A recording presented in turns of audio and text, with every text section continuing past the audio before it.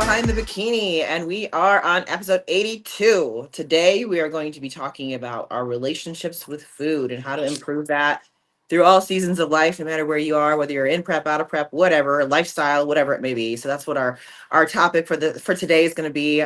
We did a question box, and y'all were asking about that consistently. So figured that's a good way to kind of go into that, how we can start to change those habits and look at food differently and all of that. There you go, right there. All of these. That's all you guys. Yeah. On the same topic. Yeah. All on food. Relationship. Isn't crazy? Isn't that crazy when we start thinking about it? How much food is essential, and we all have really fucked up relationships with food.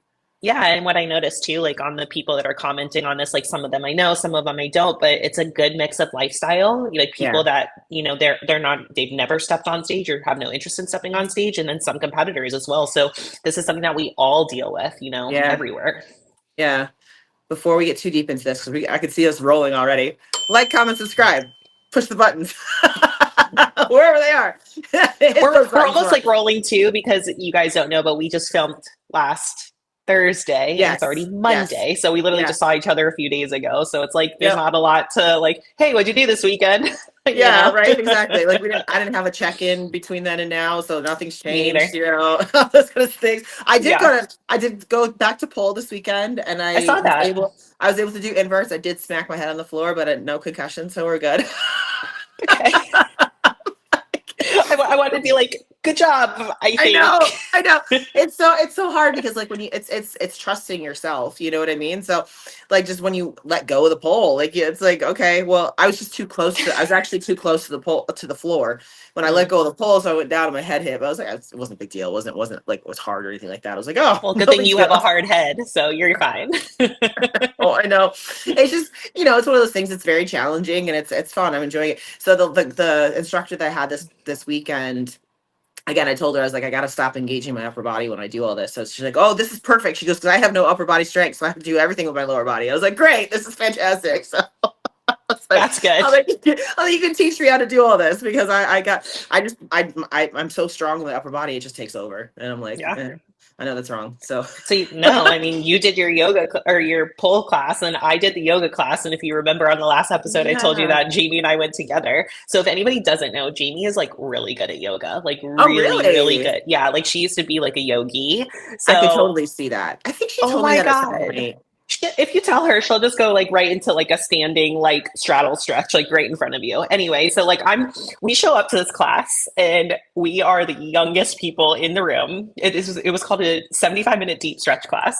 We're the youngest people in the room. Everybody else is like pretty old, like older. And I was like, this is amazing. Like I was like, if my grandpa, when he was still alive, would do something like this, like I would have Yeah. been so freaking proud of him. But it's like these older people that are working on like their mobility and their balances, whatever. So Jamie and I walk in there. We're the two youngest people in the room and like bodybuilders, and we're like, all right, let's do this. So it's like a slow deep stretch class where you like hold everything for like 60 seconds to 90 seconds, and Jamie's just like going right into it, like forward folding, and like has all this flexibility, and I'm like struggling, and the like dude next to me is 90 years old, he's doing better than Jamie is. I was the one that was doing the worst out of anybody in the class, but I loved it. It was so cool. Like I love to see, I'm a big fan of like the New Year's resolutioners, like people getting back in the Yeah. gym, like seeing that culture and like people like trying to change, and like older adult population too. As you guys know, like I used to do Parkinson's boxing classes in Florida. So like Yeah. I have a really, strong heart for that. So it was cool. It was a lot of fun, but that's pretty much the only update since we talked on Thursday. I was talk to it's like, because I know Jamie always talks about how she doesn't ever get into the gym and stuff. So I wonder how she keeps up with the flexibility. Does she actually do yoga and stuff on her own? I mean, she has like recovery stuff at her house. Like when we're all hanging out there, like we're all just like doing something. So we're all just sitting Yeah. there, like but no. And then we were supposed to train together on, I think it was Saturday morning, and Greg was running behind. He was in a meeting with someone else, and she was like, "You go ahead, like I'm right behind you." And as soon as she said that, I'm like, she's not coming. So she ended up not coming. And then she texted me a few hours later, and she was at a bar having a drink. And I was like, "Okay, so you skipped out on your workout with me, and then you went to the bar, and you didn't even invite me."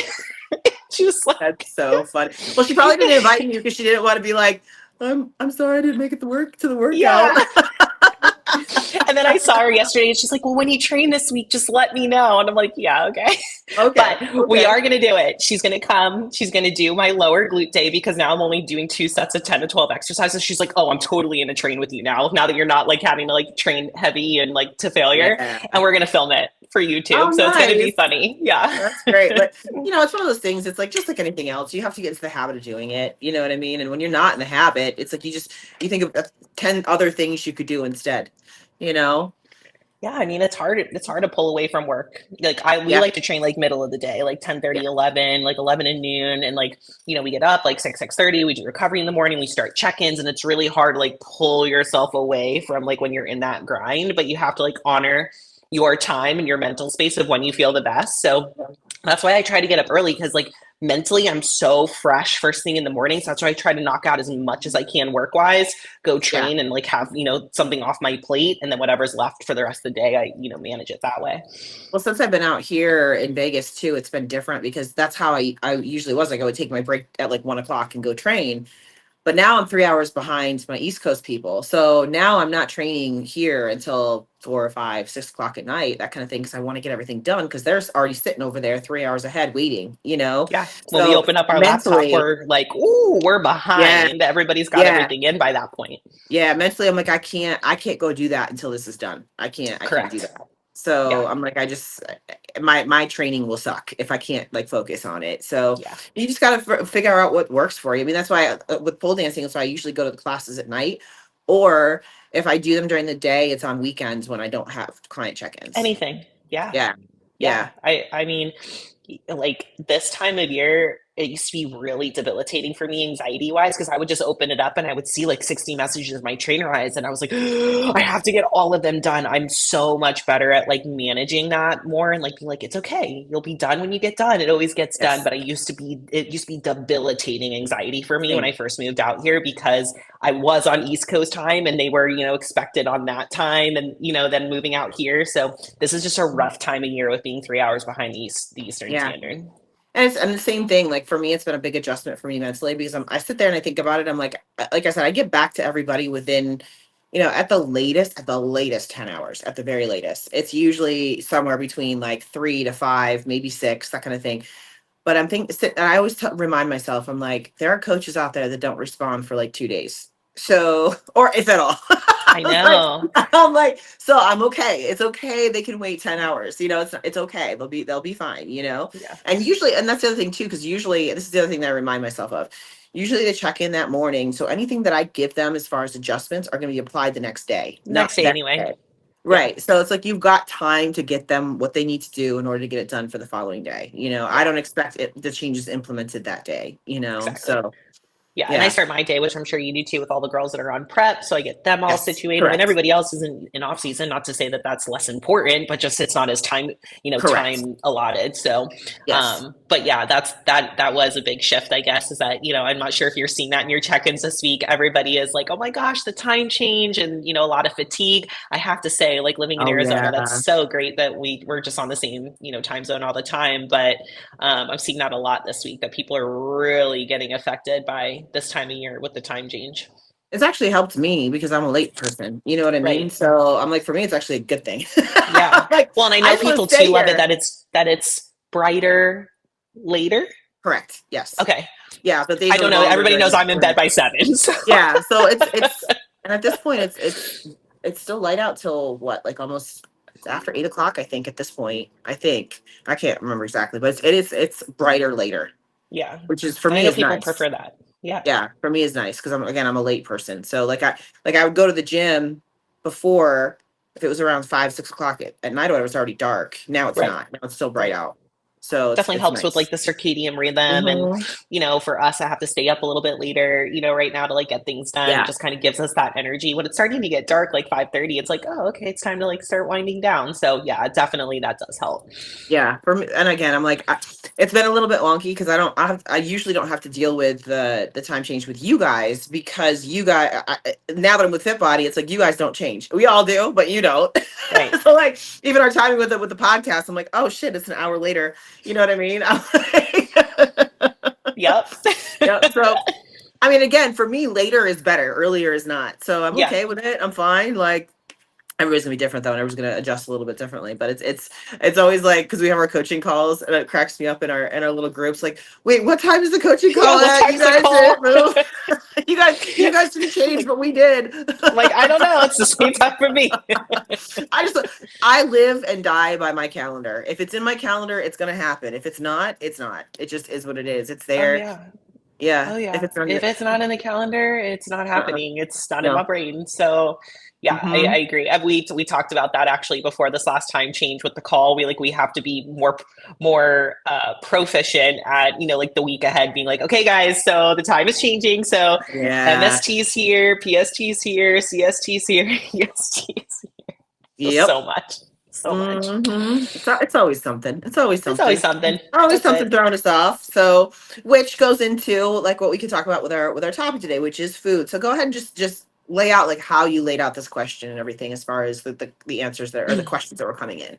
Yeah, so basically, Shawn and I have been, or 82 episodes deep. So we're, being honest and vulnerable with you guys. We need your help. Like, we need to Yeah. know what you guys want to see and hear from us. The last 3 weeks, Shawn and I have been like grasping at straws, Yeah. trying to figure out a topic and things to talk about. So, like, when we've been doing this as long as we have, like, we need to hear from you guys on what you want for us. So we Right. put up a question box. And what I was telling Shawn last night is like, I had like 2 or 3 in a row where it was talking about food being food focused and like how we deal with that, and people had a different interpretation of that question. So I put up a second question box. I was like, okay, so relationship with food, like tell me deeper into that. So the suggestions that I just showed you guys, these are just people giving their definitions of like their relationship with food and like how they want us to try to like talk about combating that.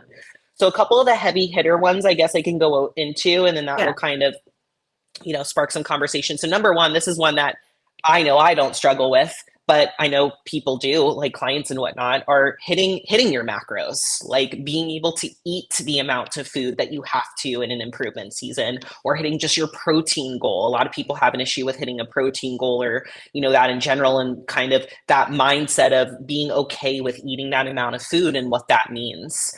Another one is guilt over free meals or Mhm. eating off plan. Like how do you kind of combat that? Another perspective too is balancing prep food with your spouse who's not Mhm. prepping. How do do that? Do you eat off plan with them? Do you go to the restaurant with them and bring something? Do you order something there? And there's a lot more, but I wouldn't have thought of half of these when we talked about food, relationship with food. So I think that's really cool that we're seeing different perspectives of people and kind of where they're struggling with. So that way we can target that. Okay, Yeah. so I just got tanning from Liquid Sun Rays. I don't think a lot of people understand or realize that they have everyday tan. So this is their exotic rays, which is not competition tan, but everyday tan. So I'm going to use this tonight. Get in the shower, use my exfoliating hydro body towel, and then they have these really cool foam roller applicators that you can use for your back. Look at that. Got their little branding and everything on there too. So I'm gonna use the mitt to do most of it, but then where I can't reach, that's what this is for. You just slide this little foam roller into the applicator, and this pops open like that. There we go. So I'm looking forward to seeing how this looks. So if you didn't know, everyday tan from Liquid Sun Rays. Yeah. Well, and I think those are pretty common as you're starting out in the sport too, because as we know, we're type A people. Most people that get into this are type A people. And it's like they feel like it's an all or nothing kind of situation. So what I feel like we have to wrap our heads around is that it's not an all or nothing, right? Like there's the 80-20 rule, right? We want 80% of it to be the whole nutrient dense fresh foods, and then the 20% of it can be your fun foods, right? Now, of course, this gets more strict as you get closer to shows and things like that. Of course that does. But if you're only having to be super strict for like a month going into your show, then the rest of the time you feel like you just have a little bit more breathing room and you feel like you can manage it a little bit better. I think everybody can be restrictive for a month, right? But if you have to be restrictive all the time, that's where you run into problems. And I know this just from speaking from experience from going from really, really strict meal plans to macros. Um, you have to kind of allow yourself to trust yourself and let go. Because that was the hardest thing for me at first. I was like, there's no way that I can get the same results eating bagels as I did when I was eating just nothing but oatmeal and rice and fish and asparagus. You know, there's no way I can get the same results. I did. I got better results actually. You know what I mean? But it was hard at first because you're like, this has been ingrained in your mind for so long that this is the way you do it. And when you are super restrictive about this stuff, that's where the mental problems come in. And then that triggers other physical problems, things like that too. We talk about binging. I just had a consult today with a girl, and she talks about how she doesn't really have a set amount of macros, but as she started talking, she was talking about how she eats her carbs and her protein and then a little bit of fat. So when she doesn't eat according to like when she's supposed to eat, she's not hungry, so she doesn't eat. So she goes, when she does get hungry, she binges. And she's like, I'll eat like 12 bagels at once. I was like, how do you even eat 12 bagels? I was like, first of all, how do you even do that? That's the first thing. But that's because she was restrictive. And then all of a sudden she's like, it's her body telling her she needs more food. So she just goes after it. You know what I mean? So I think finding that balance is incredibly important, and understanding again the balance, not only like the 80-20 rule, but also the balance in the macros themselves too. Like no restriction on carbs, no restriction on fats. You know, you just talked about protein. A lot of people don't realize how much protein you have to eat, but also that keeps you satiated too, so you don't feel like you want a bunch of other stuff. What I find a lot of times when girls come to me and they're binging on certain things, is because they're lacking in other areas. They're lacking in other nutrients. So like, for example, the girl that I talked to today, the reason you're binging on carbs is because you're lacking in fats.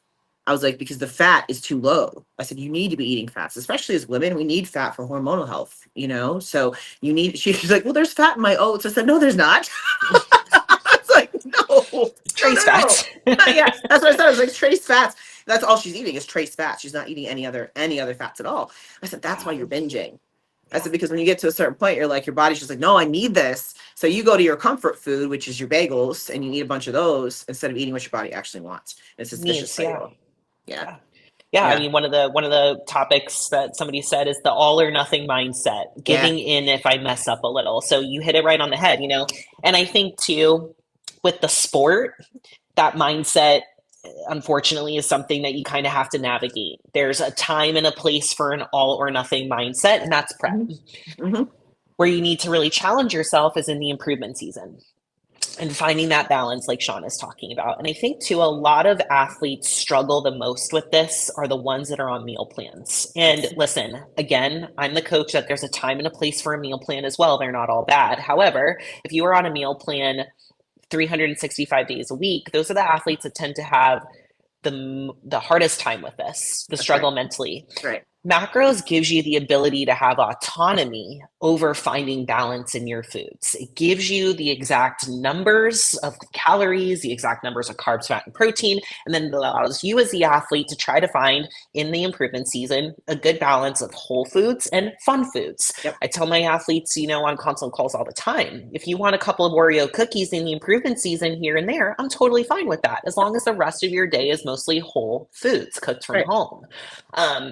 You know, something that I've, you know, talked to you guys about on the podcast before is, you know, in my amateur years, I used to binge on cookies all the time, like binge on cookies all the time.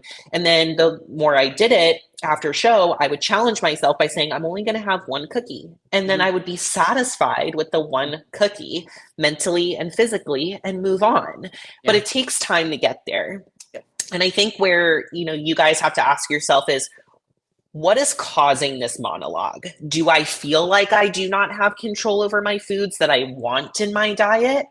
Am I hungry? Like, am I actually feeling hungry? And that goes back to what Shawn was saying too about food selection. If you're complaining of being hungry, the first thing I would challenge you to look at is where your protein is coming from and your fat sources.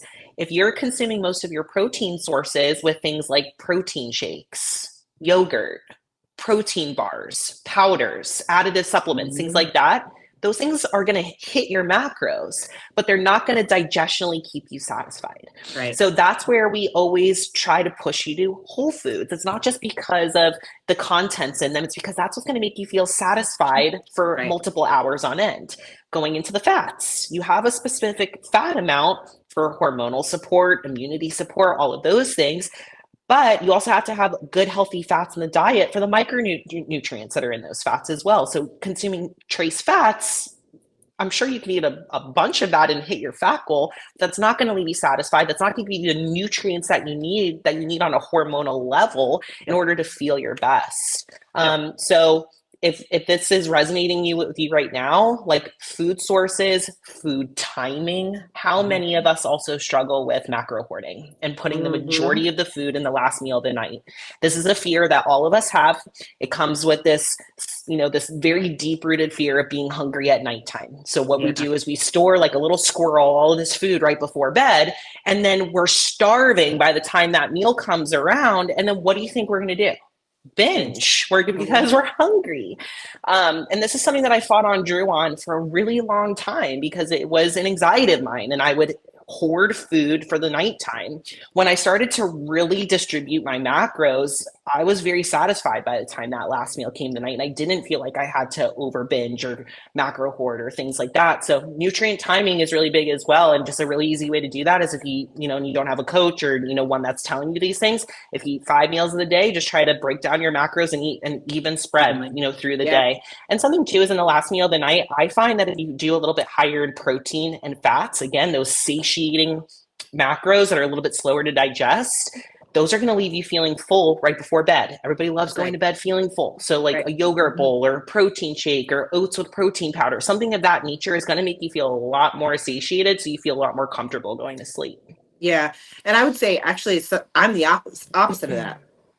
I eat the majority of my food during the day. Like my last meal of the day is my smallest meal, always.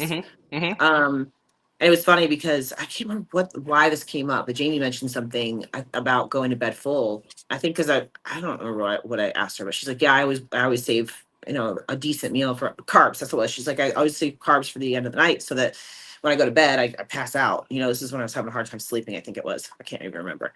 But, I was like, yeah, I eat all my carbs at the beginning of the day. I'm like, I eat the majority of my carbs in my first meal and then around my workout. And that's just where it fits for me. Because I'm that person. I don't like saving my food to the end of the day because I feel like it just sits in my gut all night. You know what I mean? Yeah. So I have like a snack as my last meal. Now, this is also a problem too, because I don't know about you, but I have a lot of clients like to save like their treat before they go to bed. So it's like sugary, or it's like it's got the sugar alcohols in it. It's protein shake, something like that. It's not good for you either. It spikes that blood sugar even when you're sleeping. So eating something that's more satiating, like you said, with the fats and protein and carbs, a good balanced meal before you go to bed is actually better for your body to go to sleep too. Yeah. And then for the person that we talked about that's struggling with hitting their protein, that would be someone maybe that I encourage more of those supplemental, protein powders or a protein bar. Because sometimes in the beginning, when you're not that hungry and it's hard for you to hit your macros, we have to utilize those things. They're supplements for a reason. That's right. But again, we don't want the majority of your protein coming from those. But that's where I would guide them to maybe use 2 protein shakes a day to hit that protein goal if they're feeling too full.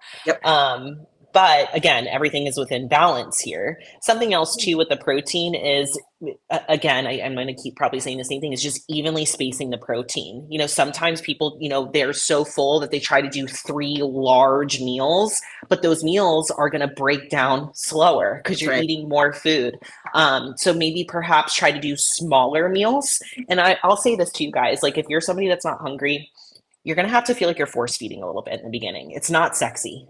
You're going to have to force feed in order to start getting that metabolism picked up so that it does want to be hungry. Something else I'm going to challenge you guys on too.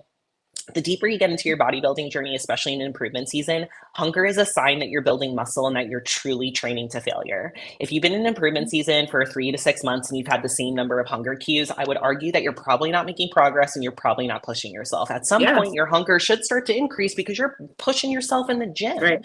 So if that's something that you're also kind of questioning, or you're like, oh yeah, I have been in improvement season, but I'm really, really full, maybe try to look at that as well to make sure that you're actually burning those calories and giving your body the stimulus it needs in order to feel hungry. Yeah. And that's not just lifting extra weight. You know what I mean? That's just mentally engaging too. We've talked about this with training intensity and all of that too. I have been having this conversation with one of my clients recently because she's not eating all of her food. She's making good progress already. And I'm like, we've had to change her training completely. She was that one that just lifted a lot of weights, did a lot of cardio, did a lot of plyometrics, all this kind of stuff. So we've tapered everything down as far as the activity is concerned. So she's afraid to eat more now. And I'm like, no, you're making progress even at the little food that you're eating. I'm like, we need you eating more because that's just going to exponentially increase your progress. That food is so important to fuel that. I was like, and if you're not hungry, you need to focus more on what you're doing when you're there. You're not training to the full capacity with what you're doing. Just throwing weights around. A lot of people have this misconception of throwing weights around is training hard. It's not. Training hard all comes from here, as we've talked about several times. Training intensity. It's all from here. You don't need to be throwing a ton of weight around. You don't need to be doing a ton of cardio. You don't need to be doing all of that stuff for your training to be intensified. It all comes from here and how you process that through your body. Lifting with intent, Yeah. 100%. Yeah. Another one that somebody wrote, which is on the same line, is, there's another podcast out there where they, specifically talk about, athletes needing to be within a certain stage weight. And most of the time they say, this very specific number of 10 pounds or 15 pounds, whatever it is, Right. above stage weight. So how do you feel about that, Shawn? And like, how do you talk your clients through that? Can you say that, like, hey, I hear in the industry that you should be X amount over stage weight? I say it's body composition, not weight. So for some people, that means between 10 to 15 pounds. For some people, that means more. For some people, that means less. It's composition, right? I can use an example of one of my girls now, Pro. She's close to 20 pounds over stage weight right now. I'm trying to think, right? She's going to check in tomorrow, so I'll know exactly. But it's somewhere between 18-ish pounds overweight, her stage weight. And her body composition is still very good. Everywhere except for her midsection. And, we're working on blood work, looking at insulin resistance and things like that. And she mentioned something the other week. She's like, don't I need to gain more weight in order to gain more muscle? I said, no. I said, because you're in a really good spot with your body composition. You got to remember that when we go to pull this weight off of you again, you're the body fat, you're going to have to lose a little bit of muscle. So if you don't have a lot of body fat, then we don't have to pull any muscle either. You know what I mean? We can maintain the muscle that we have. So everybody's a little different, depending on your goals, depending on what you're trying to do. For some people, they don't need to add a bunch of muscle. So if you don't need to add a bunch of muscle, you don't need to add a bunch of body fat either. So what's important more so is your body composition and how you feel. If you feel good, if your hormone levels are good, you're getting your blood work done, you look good, that kind of thing, you're good. You don't need to add anymore. If you need to add some significant muscle, you may need to. Again, it's very, very person dependent. Like right now, I've said this several times, I'm having a hard time putting weight on. Last time I checked in, I was 2 pounds over my stage weight from December, and my calories are up and over 2,700 calories. You know what I mean? So everybody's going to be different. And this is me struggling to put some weight on. I would not suggest for most people that you need to stay within 2 pounds of your stage weight by any stretch of the imagination. That's not doable for 99% of people. And it's not something I'm trying to do either. You know what I mean? So it's very person dependent. I don't think there's a specific number. I don't think there's a specific body fat. I think it's a body composition based on your goals. I agree. I mean, I couldn't agree more. I hate absolute statements. Mm-hmm. Always, never, has to be, because it is in this sport, it's so specific. And I'll say this. I see, and I'm sure you do too, Shawn, that in the amateur years, it's almost like as you start, the more weight you have to put on. And the Sorry. more that you Absolutely. improve and you continue to go through these, stage to improvement seasons, the less amount of weight you have to put on for 2 reasons. Number one, because you're continuously adding more muscle. So just like Shawn said a second ago, the more muscle you have, the less body fat or food you have to push in the off season in order to grow. That's the right. second thing is too, though, is the champion's mindset and that mentality that keeps sharpening over time. As an amateur, you're still learning the way to navigate your improvement season. Food is going up, cardio is significantly lower, and you're trying to navigate binging post-show, how to get back into, the relationships with your loved ones around you and how to go out post-show, how to deal with an untracked meal in the off season. So those things are going to add to the amount of weight that you put on in your off season. And in those first half of, your, I want to say your starting seasons, if you will, you're going to put on more body fat because you're learning. Mhm. And unfortunately, you're in a larger caloric surplus of what you expect as you learn. In the pro league, I think that 10 to 12 pounds above stage weight is probably a decent hold off point, because again, at the pro level, especially these top, level Olympians, they have the amount of muscle needed. So they don't have to push as much food in the off season. They don't have to add as much tissue. So for amateurs that are listening, what I would say to this when you hear this is try not to get attached to a number. Listen to what Shawn is saying. You have to try to chase a composition that you feel good in and that you're still making progress in. For some people, that means that they have to get 15 to 20 pounds above their last stage weight because they had no muscle on stage. Right. They were skinny or flat on stage, and they have to be able to get 15 to 20 plus pounds over stage weight to be able to get into a larger surplus to grow, because perhaps they're a hard gainer, or perhaps that's what it takes to get their hormones back into a good spot. Now, for another person, maybe they're able to do 10 pounds above stage weight and add muscle and be in a good hormonal spot. But everybody's so different that way. Right. I know for me, when I was, starting out, I had to get 15 pounds above my stage weight. My sweet spot hormonally is 135. My body will not produce a period for anything underneath that. So I know my stage weight is usually around 122 to 124. That for me right now is about 10 pounds above my stage weight. But I would usually get around 140, 142 in my off seasons and have to pull off a significant amount of body fat. Was I making progress during that time? Absolutely. Did I have to get that high of body fat? No, but those were the choices that I made, again, because I was learning how to navigate those improvement seasons. So a part of this is understanding how you're treating your improvement season and be mentally okay to accept what you're seeing on the scale. If you're somebody that's going to go out to dinner once a week and take that untracked meal because that's what you need mentally in the off season, that's okay. But you also have to be realistic, and you're probably not going to maintain a very, strict, lean physique all year round. And that's okay. Just like we talked about before, it's all about balance and finding, that balance between that off season and in season of what you need mentally. Right. And also understanding every season that you do, every off season that you do, you're going to come back with a different body. Right. So like when I won my pro card, I was 137 pounds on stage. That was my stage weight. Now I was on stage at 142 this past year. That was in 2011 when I won my pro card. So it's been a while. It's been a bit. You're not, unless you're on an absorbent amount of PEDs, you're not going to put on 10 pounds of muscle in an off season. It's not going to happen. No. So you have to remember, I see this a lot where girls think, oh, if I put on this much weight in the off season, I'm going to end up with this much muscle. As a female, you're lucky if you put on 2.5 to 3 pounds of pure lean muscle mass. You're lucky. In a 1 year long-term improvement season, if you get that. Absolutely. It's hard. It's hard to build muscle. Yes. The more weight that you put on in the off season does not equate to more muscle on stage. It doesn't. And here's the other part of that too. Like we were just saying, as you drop that body fat, you're dropping muscle too. You can't pick and choose. You're going to lose some of that muscle. You're going to. It's just part of it. So you have to remember that as well. It's like, okay, so the more body fat that you put on, guess what? The more muscle you're going to take off too. So those are things you have to keep in mind. So when we talk about body composition is so important. So you may be good at sitting at 10 pounds over your stage weight. And then when you get on stage the following season, maybe you're up a pound because you maintain that muscle. That's fantastic. If you went up 20 pounds, guess what? You're probably still only going to be on stage at 1 pound over your stage weight. Right. You're just making the prep harder. Right. That's right. It's just making it more again, difficult on your body. We've been there. That's right. It's happened. Right. That's right. It is 100% true. Yep. Absolutely. So, it's about, again, going back to managing this so that you feel good. That's the biggest thing. You have to feel good during your off season. Like just even your food choices, focus on how it makes you feel, right? Like a lot of times we just pick junk food because, oh, we can have it now, but that doesn't make you feel good.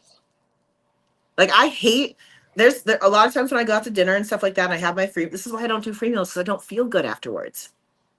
I focus on it's not feel. Worth it mentally. Yeah, I focus on feel. Like I have, I don't do well with dairy and things like that. So like I feel bad for my husband when we go out, because if I eat dairy, he's not getting lucky that night. It's just not happening. Yeah. Yeah. So I'm gonna be in the bed in pain. Yeah. You know? So I have that on the other side because my husband's the lactose intolerant one who still eats dairy. yeah. So So I it's one of those understand. things is like I will forego the cheesecake because I know what's gonna happen at the end of the day. You know what I mean? So it's like you But a start lot to, of people don't. They, that's right. they still keep those Right. things in their diet because they like them, but they don't understand like the havoc it wreaks internally when you eat something that your body does not respond well to. It's not just like, oh, I ate this, I'm bloated. Now you're not absorbing your nutrients properly. You're stimulating an inflammatory response, and it takes days for your body to bounce back from that. Yep. Days. So you have to think that's days that you're not making Yep. progress. Well, and also this is where having a coach is a good thing because I know girls when they check in with me, they tell me when they eat off their plan or something and they feel like crap. That should be like that's you wrote that down. Remember that. Remember Don't how eat you that again. felt. Yeah. Yeah. I one of my clients last week, she said she had wine when she went out. She felt like crap afterwards because you had the wine. So now you know what that wine makes you feel like. Don't do it again. Yeah. Or, we were talking about the protein supplements. That's a slippery slope. Having one supplement a day is okay, but when you start eating it at every meal, like I had again one of my clients say, I was bloated all week. I don't know why. It's like because you're eating protein bars at every meal. Yeah. That's why it's fillers. It's crap. It does. Your body doesn't like that stuff, even though it's Insoluble healthy. fiber. Yep. Yeah, even though it's healthy. This is the other part of it too. Like I think always remember when people are trying to sell you stuff, they're going to make it sound a whole lot better than it is. Marketing and advertising is so bad when it comes to food. So So bad or bad, so good? right? It definitely accomplishes what it wants to accomplish. At the end of the day, it's all about your whole foods. It's all about your whole foods. That's what's going to make you feel good, not this crap that's in a box that's been sitting on the shelf for 12 years, Even our food that just comes from the ground is a problem too because of pesticides and different hormones that they use. They shoot into, steroids they shoot into the cows and all that stuff. I say this all the time. I grew up on a small farm, right? We had chickens, we had goats, we had pigs, we had ducks, we had turkeys, we had grew all of our own vegetables. We even made maple syrup from our trees. Like we tapped the trees That's in so our cool. yard. Then we made the maple syrup on the stove. Which, by the way, that was one of my favorite things as a kid because we always had the sap from the trees on our stove burner, so it always smelled like maple syrup in my house all the Mm, time. mm. So anyway, we literally made everything from the ground. My parents did that because we didn't have a lot of money, and that was an easy way for us to have food, fresh food all the time. They didn't realize how well they were setting us up for our future because we had nothing in those other than what came out of our ground. No hormones, nothing pumped in that. It was all fresh and really, really good for you. So those are things even to think about with your eggs, like stuff that all that stuff. I mean, there's so much crap in a lot of this fresh food even. Yeah. Yeah. So how do you then navigate? I know you just said you don't like free meals, Yeah. but obviously you take them sometimes, and I Yep. do too. How do Mhm. you navigate then going out to eat? Like what is your mindset, or what do you tell your clients as well? Like how to stay successful and how to kind of find that balance of like sticking to your macros 6 out of 7 days a week, and what's like kind of your approach when you go out? So the biggest thing, like we've talked about, looking at the menu ahead of time, knowing where you're going when you're going to eat something. I know what foods I can handle, which ones I can't. I pay attention to the menu and the ingredients. If I'm gonna get a salad, I have to put the dressing on the side. If it's got any kind of cheese on the salad, I tell them not to put the cheese on. I know what my food triggers are. So I have a salad when I first go out because that's gonna make you full from the greens and all that fun stuff. So that's the first thing. When I do appetizers, usually I do fresh appetizers like shrimp cocktail, something like that, where it's going to Protein be based. mostly protein and not fried. I always stay away from fried food. A, I don't like it much. I don't like fried food very much. But B, there's just so much fat and junk in those fried foods. So I never order fried ever. Yeah, there's a difference Um, between a shrimp cocktail and then yeah, a fried shrimp, calamari or like right? Shrimp a tempura. sushi Yeah, ahi or like a grilled octopus. Like try to stick to those leaner proteins of that appetizer. absolutely. So there you go. You're hitting your protein goal and it's a lean source. Absolutely, Very absolutely. And simple choice. yes, staying away from any cream sauces, things like that too. Like just basic things like that will keep your caloric and fat intake lower. Because you got to remember too, when you're at these restaurants and stuff, they're cooking for flavor, they're not cooking for function. Right? So they're putting a ton of junk in there, like sodium. You'd be surprised how much sodium is in some of these things, right? A lot of Well, the and times I you'll know be super you said clean. too, like the salad. Like I love a salad too, Yeah, but like probably the salad, if I get what I want, is probably the highest fat thing on the menu 100%. that I'm eating at that meal is actually in the salad. And I think people misconceptualize that. They're like, oh, it's a Yep. salad, but the amount of ranch or Caesar, whatever that sauce is, if it's not like a vinaigrette or something like that, that's probably the highest fat thing that you're That's right. consuming at that meal. And you know what's funny too is I will usually get whatever the dressing is. I will get a vinaigrette. That's what I'll do. I have them put that on the side. 9 times out of 10, I don't even eat it. I just eat the salad by itself. Like Yeah. if they've got like fruits and nuts and like avocado, whatever on the salad, you don't need dressing. Yeah, it's so good. Like with just like the fresh ingredients Yeah. and yeah. Yeah. And if I do the dressing, this is my little hack or whatever, is I have it in the little container dressing and I take my fork and I dip it into the container dressing and then take my bite Then of the my lettuce. salad. So Correct. it's just the taste. It's not pouring it on top. Correct. Yep. So that's all you want it for the taste. That's it. So it's like if Yeah. you just have a little bit of it, you're good, you know? So I manage it that way. When it comes to entrees, again, always going towards the grilled options. Steak, seafood, chicken, stuff that's not covered in sauces again. And then vegetables, like whatever the sides are, making sure it's potatoes or there's, got broccoli or whatever it may be, making sure it's that kind of side versus a side of like creamy risotto or something like that, like rice, all that stuff is good. Like you can, in that way you can still go out and you can still enjoy the food that's on the menu and you don't feel like shit afterwards. you Yeah. I know? think that people just overcomplicate it because they get Yeah. too emotional about it. It's the want versus the need. Going out to that favorite restaurant and maybe before you started the bodybuilding journey, your favorite dish at that favorite restaurant was something that was super high fat. So, for example, for me, out in Florida, Drew and I, before bodybuilding, used to order once a week from this restaurant called TJ's, which was an Italian place. We used to Mhm. get these fried mozzarella raviolis with meatballs and then fettuccine alfredo. Fat, fat, fat, high fat, fat Yeah, yeah, everywhere. yeah, yeah. So that used to be our favorite restaurant. Then when I started bodybuilding, I just couldn't go to that restaurant and emotionally order something else because I wanted my favorite things from there. So whether this is right, wrong, or indifferent, we just chose not to eat there anymore because Yeah, emotionally I couldn't handle it. We would go yeah. somewhere else. We found somewhere else that we loved where we started with a sushi or grilled octopus, everything that Shawn and I just talked about, a salad. And then I was able to order a steak. So just taking the emotion out of it. Maybe you don't go back to that favorite restaurant because you're unable to sit down and handle ordering something other than that really high fat thing that you love. Maybe you go Yeah. find something else and create a new tradition for yourself. You will find something else that you love and that you can feel satisfied with. Listen, someone else is cooking it for you. It's still delicious because it's on an open flame Right. grill. It's not on in Tupperware. Start to focus on like the time with that person that Right. you're with and creating a new memory or a new emotion behind it. I've Yep. talked about, looking at the menu ahead of time, not when you get there. And that way you're already mentally sound. You've made your decision. And also too, guys, this isn't about going out and restricting yourself, especially a free meal in the improvement season. You can have a little bit of fun. Yeah. We pick and choose our fun, right? So Shawn and I just talked about, we start with lean protein options as an appetizer. And then maybe I want a Caesar salad. And that's Yeah. where I'm going to invest my fats is in the Caesar salad. Then I order a steak and a plain baked potato with no butter, no fixings, no butter, whatever. And then it's still a balanced meal. I got something Mhm. out of the salad. Or maybe one time I don't get the salad and then I get a fully loaded baked potato or, a truffle fry.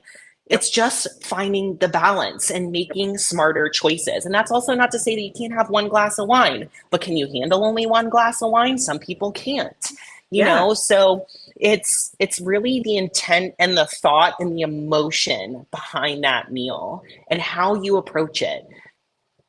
It's really And not that complicated. on that same note though, with the emotion aspect, sometimes that comes from the people that you're with too. Oh, yes. Because they pressure Yes. you. They're like, why aren't you Yes. eating this? Why aren't you doing that? Here's the thing you got to And remember about that's stuff. difficult. Yeah, the thing you got to remember about that stuff is you do have to be very confident in your decisions at that point, because they're going to say, well, why don't you have a little bit of this cheesecake? Well, why don't you have some of this? Why don't you try that? That's a them issue. That's not a you issue. And for a lot of times they just want to see you happy. So they're just like, try this, get the try my meal, whatever. Dan does that all the time because he has a rock gut and he can eat anything. I can't. So I'm like, no, I'm good. I don't need it. If it's something where I feel like I can process it, okay, I'll try it, but otherwise I won't. And because I know it's not gonna work. And he's fine with that. But again, parents and like moms and stuff like that are like, why aren't you eating with us or whatever, that kind of thing. And that's a hard thing to deal with. So a lot of It times is. that's where you'll cave. You know what I mean? So you just have to be really Say a blunt. boundary. Yeah, just say, listen, no, I'm good. I appreciate it. Thank you. But this is what I'm choosing to eat. And the thing you got to remember too is if you go back, 100, 200 years, we didn't have all this crap in our foods. Again, going back to all this stuff, like it was normal to go out and eat, have a normal meal. That's not the case anymore. Everything is junked up, for lack of a better term. So what we're doing today, as far as eating out and eating everything on the menu, we would have never done years ago. Never. It just wasn't even an option, So you got to remember we're when you go back to what we physically need and what we physically feel good with, it's not all that junk. It is the cleaner options. It's just the meat. It's just the potato. That's what our body wants. Right. So, just saying, listen, I just choose to eat this because I feel good when I eat this. Right. And you can explain to them, say, listen, this is why I'm eating this way, because it's not that I don't want that. I'm sure that tastes great, but I just physically don't want it. And usually it'll die right there. They'll be fine. You know what I mean? Like last time I was out with Dan, he was like, well, aren't you hungry? I said, I'm just not hungry. I'm like, I'm good. Like I'm fine. Like I don't need to eat this. I just don't want it. That's all. He's like, okay. He's like, you sure you're okay? I was like, yeah, I'm fine. I'm just don't want it. That's all. Yeah. That was such a good point. It's not always about the athlete, it's about who's around them and how are Yeah. they making them feel. And I remember in the beginning, it used to be very complicated with my family. Like they would ask Yeah. those things, why can't you? Why not one bite? Are you really bringing your top? Blah, blah, blah, blah. And then after a couple of years, it's just their expectation. But it took a lot of communication Yeah. and a lot of re-explaining and a lot of them understanding my goal, and they're Yeah. not going to get that at first, and Yep. that's okay. I can't expect that of them either. So just give yourself some patience with that. And if that's coming with the person that you're going to be sitting down with, maybe you send a text ahead of time or try to call them ahead of time, which is something that I ended up having to do in the beginning. Is like, going to Thanksgiving, I would call my aunt who is hosting and say, hey, just so you know, I'm not eating anything, I'm blah blah blah, is that okay, can I bring anything? And then call my dad and make sure he knew, and then nobody screwed with me by the time I got there. Yeah. So it's about communication. It is something that I tell my athletes when they're starting prep. It's in my pre-prep instructions. Start calling your family now and telling them what you're about to embark on and laying that boundary down, Yeah. so that they understand and they can, and tell them how they can support you. I tell Right. my athletes that 2 weeks before they start prep in those pre-prep instructions to hopefully mitigate it. It's not going to mitigate everything, but it can help. Yeah. Something else that somebody brought up too, which I don't know how you would handle this. I've never really had to deal with this, and I know a lot of people struggle with. What if you have something that like you just cannot not binge on? So for most people, that's peanut butter or nut butter. Mhm. So my easy answer is we'll get it out of the house, and their Right. answer back to me is, well, I have kids and they need peanut butter and jelly sandwiches. Yeah. So what is something that you would say, or like how to combat that? Like having something in the house that they know that they just cannot eat, but no matter what, they're going to binge on or they're going to overeat on. Like, what are some things that you would say? That's a hard one. I mean, honestly, it's hard. So there's alternatives. Like I would say with the peanut butter thing too. Like if the kids want peanut butter, you could do the PB2, the peanut butter powder. And if it's really going to be that big of an issue for you to have it in the house, um, My or you answer say, is get Uncrustables there you go. Yeah, because that they're already too. done. Yep. Yep. And Yep. another one too, which I know is crazy, but again, some parts of this sport are crazy. I'll say this as a caveat to you guys. There is a part of this sport that mentally is unhealthy. Okay. Mhm. Like we're stepping on stage, we're asking for our bodies to be judged. It's a very aesthetic sport.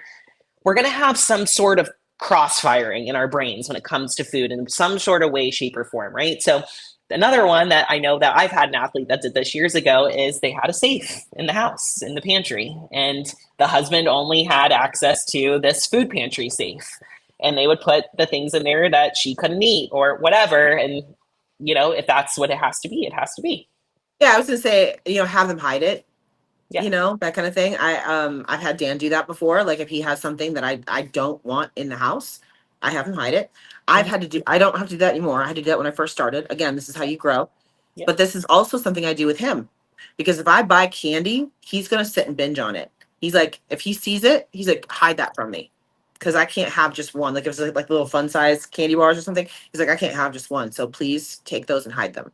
And I not a do. lot of people can have just one. Yeah. Not a lot of people And my can. husband's not a competitor. He's not a Right. competitor. This is just Right. something he knows he cannot have that around him or He he knows will eat about it. himself. Yeah. Yes.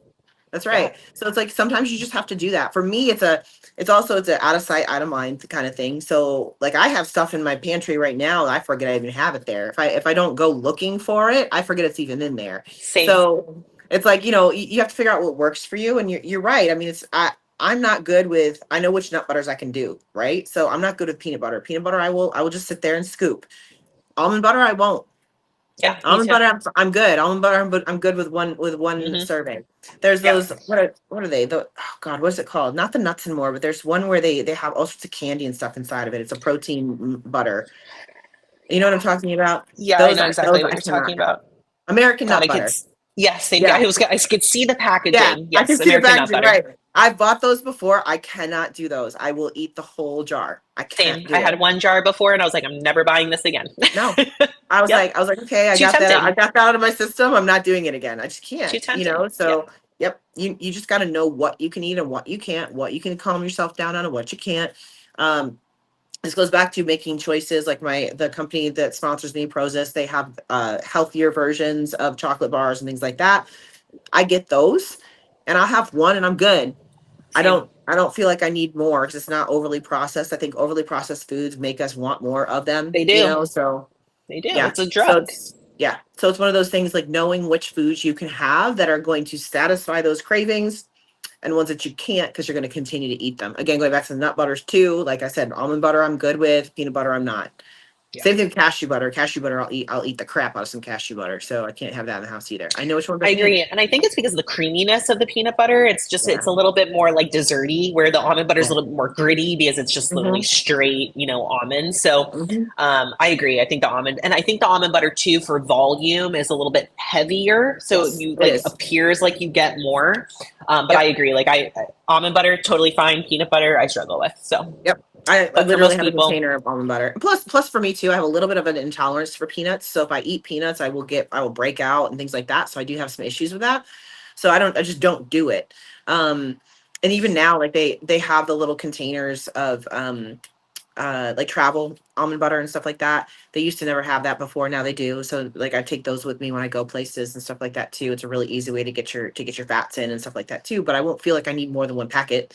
I'm good with the one packet, That's another way you could do it too, is get the single individual servings, and that way you won't overeat them. You have to physically go get another packet in order to open it, Yeah, that's a good point, because I think some of the things that people struggle with too are just like those easy grab and goes, like the candy. If the candy's sitting there in a bowl and you go for one and then you go for another and then you go for another, and by the time you know it, you've gone 5 times and you're over 300 calories at that point, right? So trying to find single serving items, or listen, if you can't have those things in the house, just don't have them in the house. Like true fruit of those, like those fruits that are covered in chocolate. I still love those. And I would just have them in my house in the off season, and I would have like 30 grams or 40 grams scheduled at night.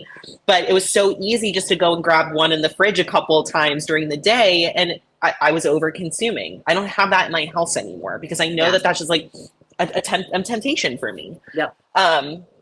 That's like trail mix too. Trail mix is so high in fat, everything, and carbs, and everything. And it's like you can literally just sit there and eat a bag of it, and before you know it, you're 3,000 calories in. It's just crazy. Yeah. Those typical like grab and go foods are usually super high in calories and super high in fats. So you just have to be really like granola, the trail mixes, like things like that can get scary fast. Yeah, you're totally right.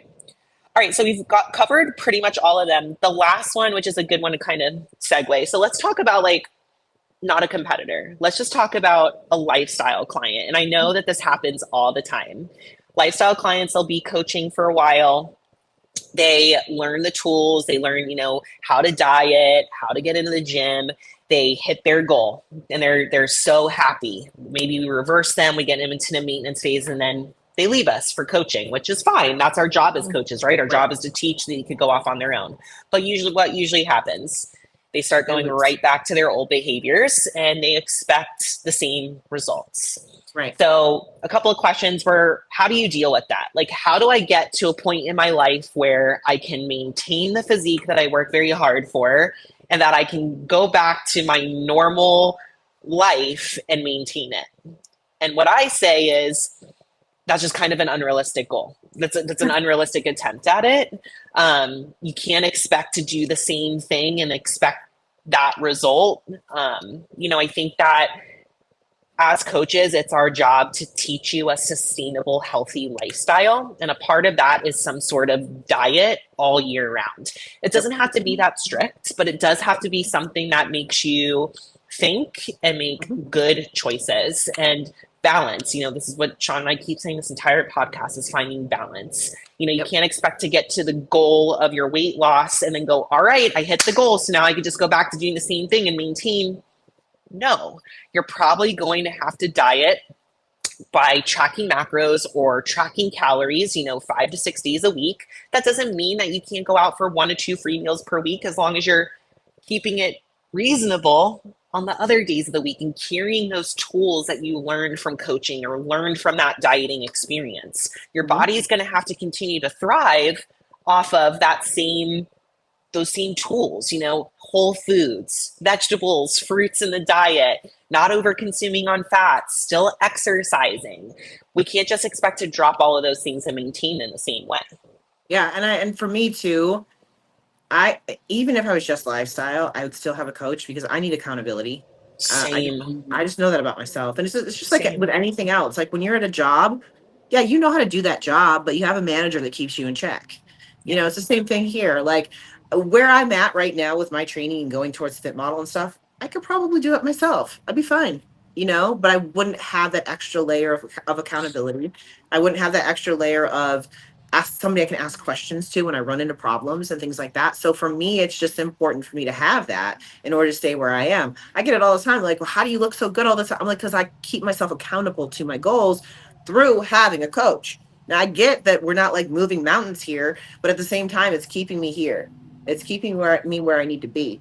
And that's for me, that's really important. I mean, I think whenever I've not had a coach, like during an off season or something like that, that's when I've had problems because I haven't had a reason to stick to anything. Yeah. And I can't tell you how many times of lifestyle athletes, like, I need the accountability. Right. I've had a lifestyle athlete on my roster for 5 years. She checks in every other week. And I've explained to her many times, hey, we're not really working toward anything right now. Are you sure you want to stick with coaching? Blah, blah. And she goes, yes, I need the accountability. I just need that, 2-time a month check-in with you to touch base, to make sure that I'm on track. Just like you're saying, Shawn, there's times where she checks in with me and there is an issue that we need to address. Right. Or perhaps there's a wedding that she has in 10 weeks and wants to cut down a little bit. Now we're working towards something. But the accountability piece is huge. And again, like, staying consistent to work with that coach so that you can find that flexibility and that balance of like, hey, I have an event coming up in a few weeks. How do you want me to structure the next couple of weeks so that I can be able to go to this event or on this trip and not track macros, but be able to maintain? So unfortunately, like, as coaches, that's our job. And of course we can help you with that. So if it's not a coach because of a cost thing or whatever that might look like, find someone that you can stay accountable to, like your spouse, your best friend, like setting your way in, and being like, hey girl, you're up 2.5. I don't know what that looks like, but I agree with you, Shawn. I think the accountability piece is huge. And if that's something that you're struggling with, maybe you just need a coach in your pocket. Maybe talk to that coach that you love and say, hey, is there a cheaper option? Can I check in once a month, a couple times a month, since we're not really working toward a specific goal? That way you can just feel like you have that support and have that person that you can lean on. Absolutely. And I post my progress photos every check-in week. I do that on purpose because it keeps me accountable. I don't care if you all watching it get anything from it. It's for me. It's for me. I mean, it's the truth, because I know if I have to put myself out there, I'm gonna stick to what I need to stick to in order to put myself out there correctly. Yeah. I mean, it's all part of it. It's all part of it. You got to do what you got to do in order to keep yourself here and here engaged with everything. And that's going to look different for everybody. Some people don't need that. Like my husband hasn't had a coach his entire life, but since he was wrestling back in the day, you know what I mean? He doesn't need that. He keeps himself accountable. He's fine. I'm just not like that. I'm just not like that. I know what I need, you Yeah, I know? think too with the lifestyle, it's like finding a goal, right? Like for athletes, it's like we have the show date or Yeah. we're improving or whatever. Like as a lifestyle athlete, it's still important for you to find a goal, staying within a certain pant size, or maybe it's a lab work variable that you're working toward and you don't want it to get out of hand. So whatever that goal is, just trying to, seek that. That way you're keeping that behavior that or those actions of that behavior at the forefront of your mind. I think you tend to go a little rogue when you don't have the accountability and that Yeah. you don't have that piece of what you're working toward. And as a Yeah. lifestyle athlete, there's a lot of things you could still be working toward if you're not trying to drop weight or, look a certain way. There's plenty of things that you could Yep. still be working on to keep you grounded and those choices that you're making every single day to stick to that goal. But if you feel lost, your choices around your food are probably not going to be as aligned. Right. And that's the main reason why I think a lot of people do sign on for coaching when they're lifestyle, because there's just so much information out there. They're just doing a mishmash of things and they just don't know, they don't know what's working, what's not. And they're just kind of meh about everything because they don't have any direction, and just having that accountability and having that direction is what's going to get them to where they want to be, where they not only just how they feel and how they look, but just here feeling like they're making progress mentally, like I'm going and doing something every day that's getting me closer to this, you know what I mean? So I think that's important too. Something I was thinking about as we were talking, and I wanted to make sure I'd address this too, is something that a lot of my clients do. This is mostly lifestyle clients, is they can't hit their macros because they get to the end of the day and they just have a mishmash of things left, like carbs, protein, and fats. And they're like, well, I didn't hit my macros because I'd already eaten all my food for the day.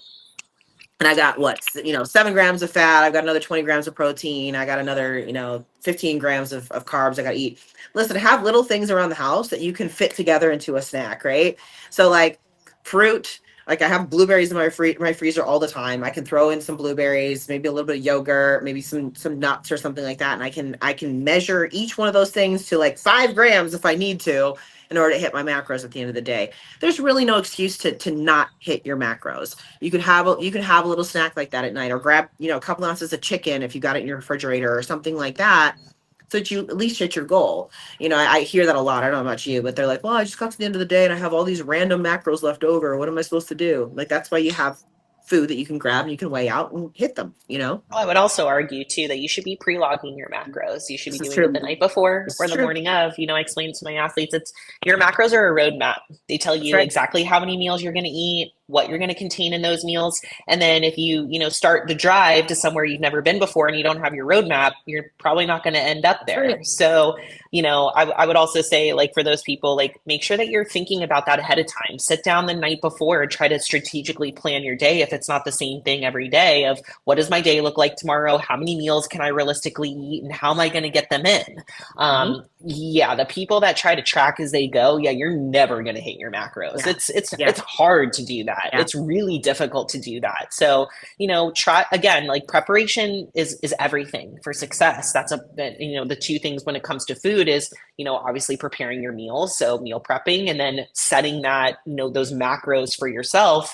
If you have a meal plan, you have a meal plan. So that's not an issue, but, Yep. almost kind of giving yourself a meal plan if you know that accountability or consistency is your issue, you have to help yourself that That's way right. by preparing accordingly.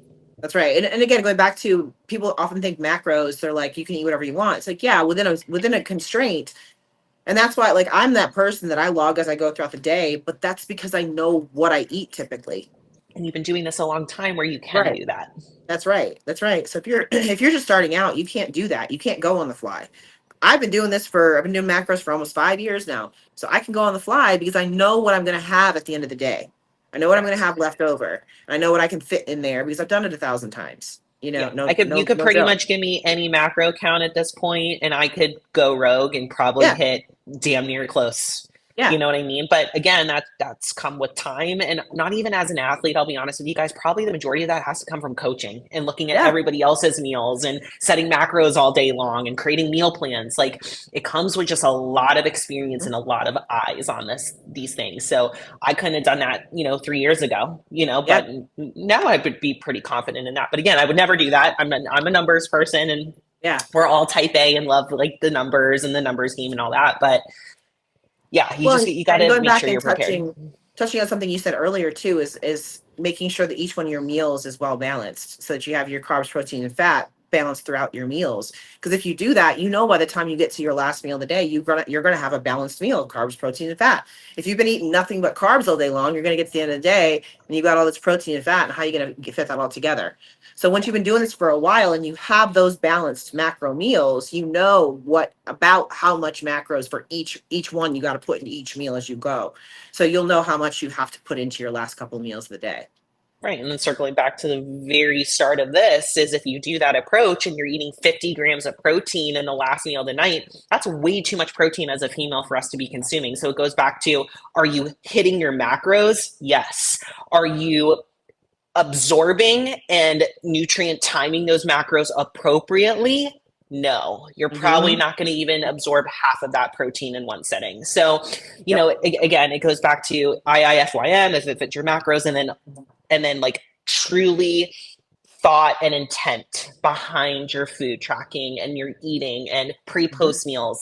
There's so much that goes into all of this when it comes to like the athlete standpoint, but at the end of the day, you know, the relationship with food, you have to really try to focus around or try to pinpoint if you're having an issue with it, where that monologue is coming from, and I think for a lot of us that's hunger, and nobody likes to be hungry, but at some point in the sport hunger is inevitable. So controlling what you can with your food selection and your timing. If you're on a meal plan and you feel restricted or like you don't have autonomy and you want control, maybe asking your coach to flip to macros. Or if you're on macros and you feel like you have too much autonomy, create a meal plan for yourself, or ask like your coach to create a meal plan for you. And then I think a lot of this too is just mentally our thoughts around food and how we grew up with food. Shawn was talking about how she grew up on a farm and she was used to all these whole sources.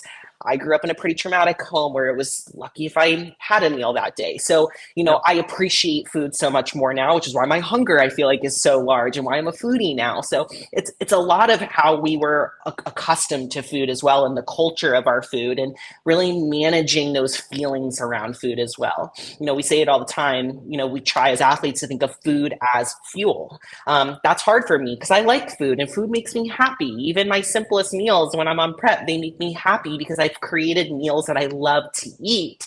But that's just kind of what you have to start working toward. Like, prep whole foods that you still love and that you still want to eat.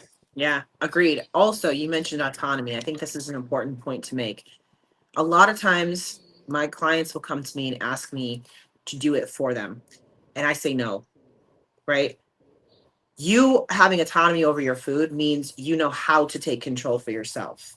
I want you to do it. I want you to do it because I don't want you to have to rely on me. I want when you're out to eat, you can do this for yourself. You don't need to hit me up and say, I don't know what to choose. No, because you already did it. I get this a lot where girls are like, just can you give me my food? No, I'm not going to give you exactly what to eat because I want you to do it because you have the control, you have the power, you can do it. And then when you get in those situations, you're going to make the right choices versus getting overwhelmed and just responding emotionally. Totally. That's how we learn. And that's how Shawn and I got to the spot of what we said a Right. couple minutes ago of like, we can intuitively eat now. And you Yes. could probably give us macros and we would hit it without using a macro tracker. But it's because we've challenged ourselves Right. with understanding what's in our food and what those macros are.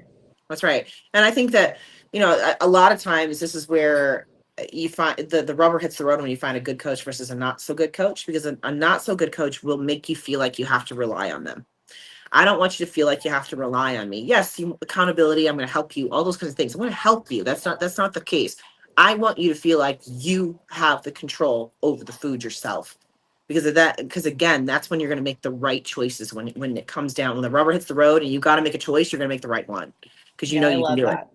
that. That's it. That's the bullet between the eyes. I mean, and that's what gives you the confidence to create a good relationship with food Right. because you feel like you have a good understanding of your food and you feel like you can make the right choice. So that at the end of the day gives you that confidence to know like I got this. I know what's in this. I know what the right choice for me is. And maybe sometimes you sit down at the restaurant and you're like, I know what the right choice for me is, and I'm choosing the opposite. And that's okay too. Again, that's balance, but you just have to be realistic about what that choice is at the end of the day. That's right. Absolutely. Absolutely. And it's hard because, you know, we're getting bombarded every single day with this marketing material for crap foods and all this kind of stuff. That's another thing too, guys. I know a lot of girls sit on these Instagram, like food scrolling posts and stuff like that, food porn. Get off that shit. Get off of it, I man. used to do that so much. Me too. I used to do that all the time. Me too. And all it does is mentally makes you want that food when you don't physically want that food. Yeah. So if you're one of these people that hoards food, like food porn, get rid of it. It's just like regular porn. It's not good for you.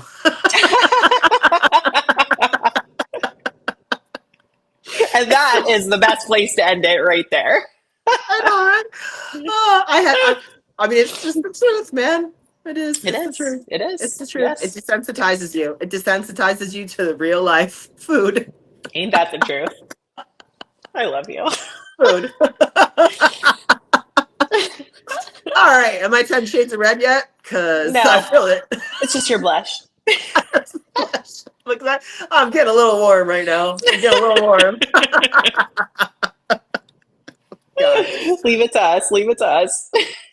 Well, yeah, I don't know about you, but I guess some people, when I tell them what our podcast name is, like, oh, Behind the Bikini. I like that. We are not wearing bikinis on here, guys. Oh, like, man. oh, that's interesting. I'm like, yeah, that's interesting. All Right, right, mine out a gutter. I know we're going down a steep decline right now. And you're driving. So, relationship with food. We got this. Course correct. So that's episode 82. Yeah, we're on 82. 82. All right, cool. Perfect. Fantastic, guys. You're red now. I am. My cheeks hurt from smiling. Oh my god. Oh my god. Okay. Woo. We got this. All right, we're back. We're back. So guys, like, comment, subscribe if you're still here with us. All the buttons. Got the giggles. And yeah, okay, we'll be back again next week, I promise. I don't know what else to say. Well, thank you for the topic, guys, and we hope that we hit it before we got into our laughing attack. Oh gosh, I'm glad that we waited for this to the end of the podcast, because I don't know if we would have been able to turn it back around. Literally. Wow. Holy shit. Okay, guys. Welcome. Bye. For those of you that are new here. And on that note, for Behind the Bikini, we're out. Bye, guys.